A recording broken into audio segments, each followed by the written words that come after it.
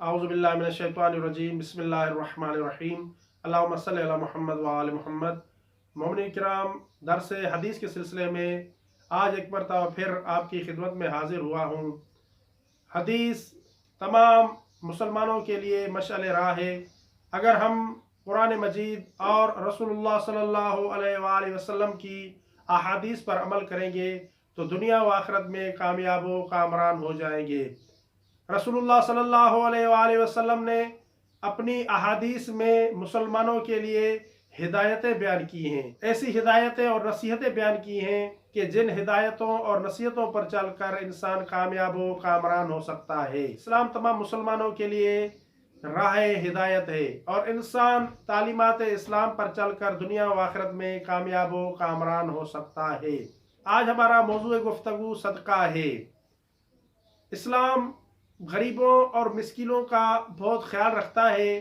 وہ لوگ جو بے سہارا ہیں، جن کے پاس طاقت نہیں ہے، جو قدرت نہیں رکھتے، اسلام ان مسلمانوں کا بھی خیال رکھتا ہے۔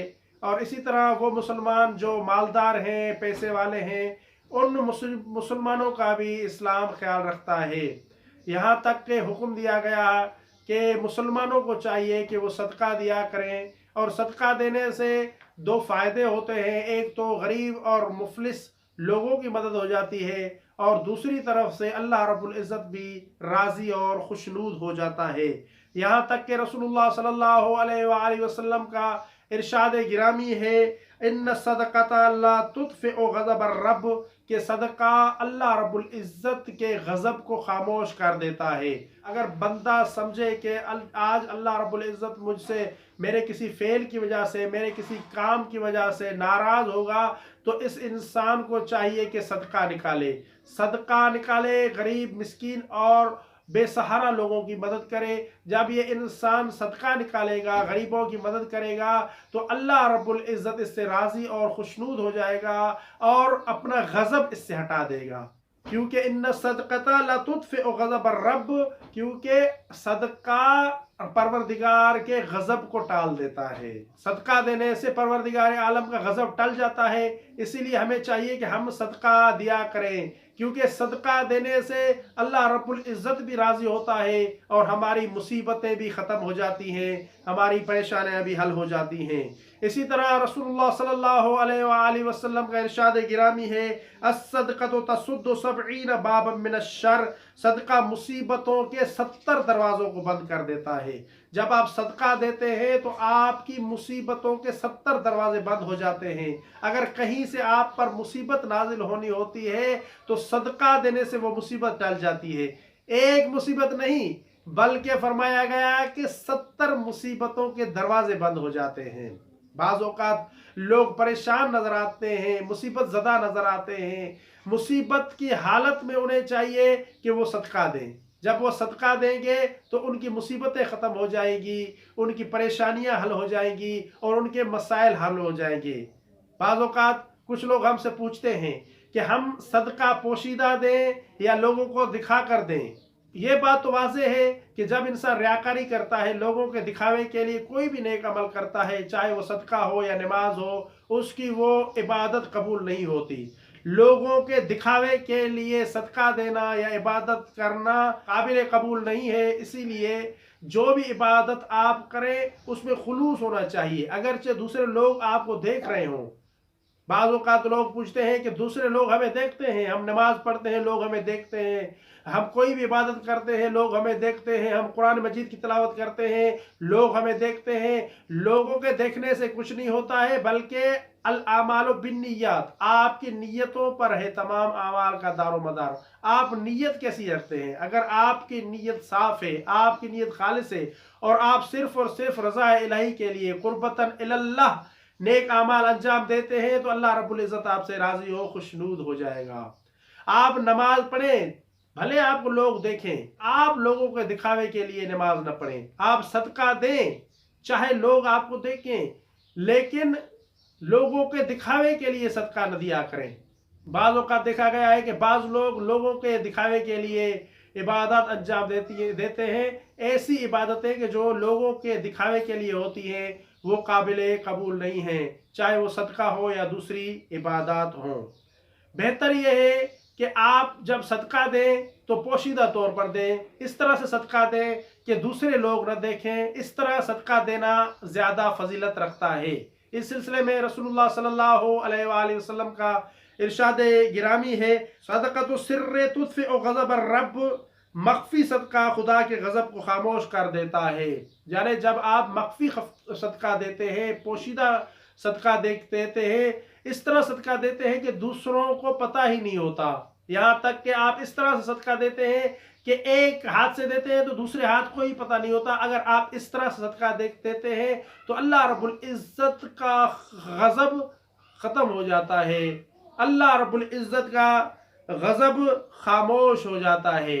اس طرح سے صدقہ دینا اور زیادہ بہتر ہے، غضب الہی کو ختم کر دیتا ہے۔ اسی طرح ایک اور حدیث میں رسول اللہ نے فرمایا، اکثر من صدقۃ السر فانھا تطفئ غضب الرب عز وجل، زیادہ تر پوشیدہ صدقہ دیا کرو، یعنی چھپا کر صدقہ دیا کرو، کیونکہ فانھا تطفئ غضب الرب، کیونکہ پوشیدہ صدقہ دینا، چھپا کر صدقہ دینا اللہ رب العزت کے غضب کو خاموش کر دیتا ہے۔ اگر آپ پوشیدہ طور پر صدقہ دیں گے تو آپ کے لیے زیادہ بہتر ہے، اور غضب الہی بھی ختم ہو جائے گا جب آپ پوشیدہ طور پر صدقہ دیں گے۔ اسی لیے کوشش کیا کریں کہ آپ پوشیدہ طور پر صدقہ دیں۔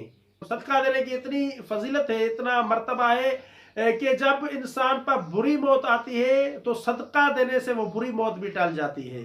رسول اللہ صلی اللہ علیہ وآلہ وسلم کا ارشاد گرامی ہے، الصدقۃ تدفع میتۃ السوء، صدقہ بری موت کو ٹال دیتا ہے۔ جب آپ صدقہ دیں گے تو بری موت ٹل جائے گی۔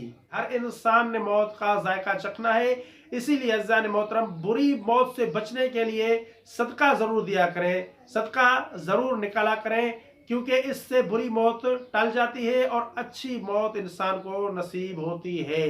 اب یہاں پر ایک سوال ہوتا ہے کہ صدقہ کسے دیا جائے؟ صدقہ ہر غریب اور مفلس انسان کو دیا جا سکتا ہے، ہر اس انسان کو دیا جاتا ہے جو نادار ہو، جس کے پاس سال کا خرچہ نہ ہو، جو غریب ہو، جس کے پاس کوئی روزگار نہ ہو، ایسے انسان کو آپ صدقہ دے سکتے ہیں۔ البتہ بہتر یہ ہے کہ صدقہ دینے میں بھی آپ اپنے رشتہ داروں کو ترجیح دیں۔ اگر آپ کے رشتہ داروں میں کوئی غریب انسان موجود ہو، غریب مسلمان موجود ہو، تو اس غریب اور مفلس مسلمان کو صدقہ دے کہ جو آپ کا رشتہ دار ہو، جو آپ کے ساتھ رشتہ داری رکھتا ہو۔ رشتہ داروں کو فراموش نہیں کرنا چاہیے۔ بعض اوقات لوگ کہتے ہیں کہ ہم اپنے رشتہ داروں کو کس طرح سے صدقہ دیں۔